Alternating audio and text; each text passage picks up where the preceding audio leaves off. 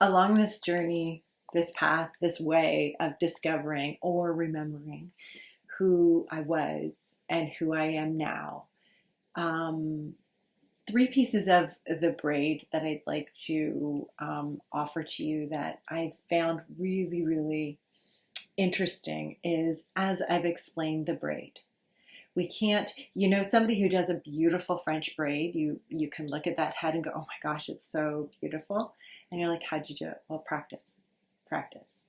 And practice has become this word for me that I think for a long time in my life came pretty easy.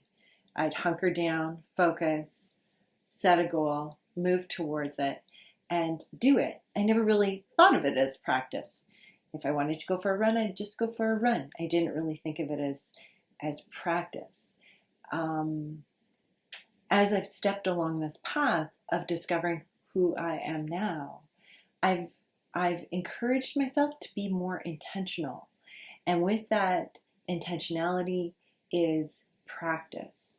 And these particular pieces that I find that I have to really practice are tricky.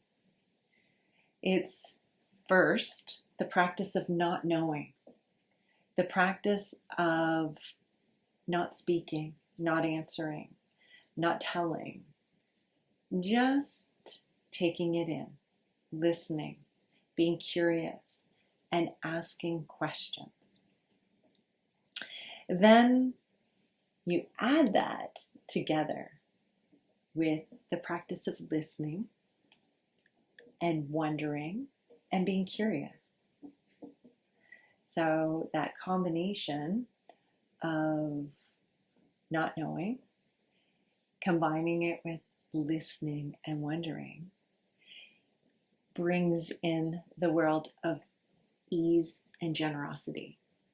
It's amazing. It's shocking. I think for most of my life, I didn't understand what real ease was, maybe a little bit of what joy is.